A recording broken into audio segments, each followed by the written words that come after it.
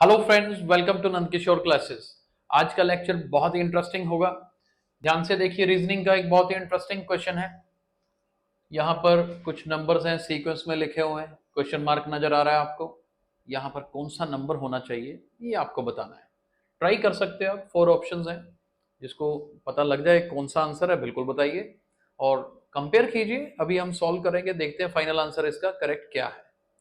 देखिए, सबसे पहले तो जब मैंने इसको एनालाइज किया, अब कई तरीके के ट्रायल्स हम लोग करते हैं, राइट। जैसे कि अच्छा 230 है, ये 12 है, कहीं 1 और 2 का रिलेशन 23 बना रहा है कि नहीं बना रहा ना। कई बार दिमाग में आता है कि 12 को 20 से मल्टीप्लाई कर दो 240 हो जाएगा, फिर 10 माइनस करो तो पीछे वाली वैल्यू बन रही है।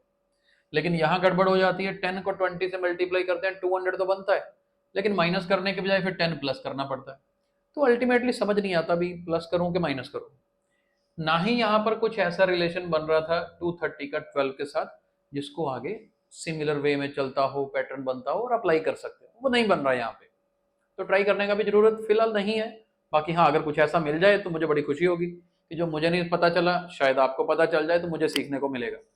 लेकिन अगर आप इसको अब और ध्यान से एनालाइज करें तो यहां पर देखिए, मैं पहले ना एक पैटर्न बना देता हूं। जैसे ये 200 मुझे सबसे लोएस्ट नंबर मिल रहा है, 210, 230 और 260 ऐसे फ्लो में चल रहा है। इवन दो कि वहां सीक्वेंस में नहीं है, लेकिन मैंने क्या किया, मैंने यहां पर एक 200 लिख दिया कि चलो यहाँ 200, इसके सामने मेरे पास क्या है, क्वेश्चन मार्क है, एनालाइज करना इजी हो जाएगा। अच्छा 210 के सामने मुझे क्या दिया हुआ है, 10। 220 कोई बात नहीं, नहीं दे रखा, ब्लैंक छोड़ देते हैं एक बार, कोई जल्दी नहीं है। 220 के बाद आता है 230, 230 के सामने दे रखा है 12। ठीक है जी।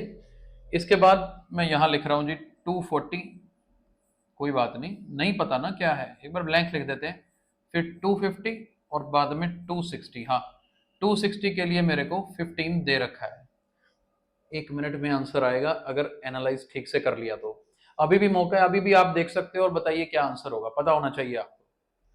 देखो, मैंने देखा कि यहां पर 210 के लिए मेरे पास 10 है, 20 में गैप जरूर है, लेकिन 30 के लिए 12 आ रहा है।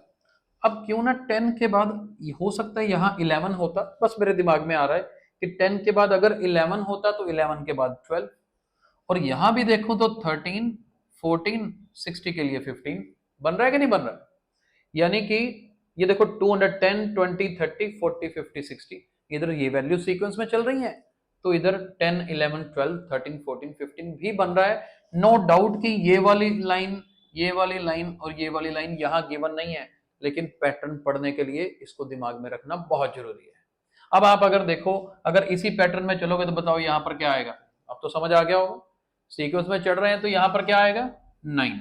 इसका मतलब ये जो क्वेश्चन मार्क पेंडिंग है 200 के लिए, यहाँ वैल्यू 9 आनी चाहिए। समझ आया। क्योंकि ये क्वेश्चन को जब भी करने के लिए बैठते हैं तो कई बार ऐसा होता है कि नहीं पैटर्न पता लगता, लेकिन सिंपल बहुत है। तो आई होप कंसेप्ट समझ आ गया होगा, और जिन्होंने आंसर दिया है उन्होंने आंसर कंपेयर कर लिया होगा। मैं उम्मीद करता हूं उनका आंसर ठीक भी रहा होगा। Thank you so much for watching this video.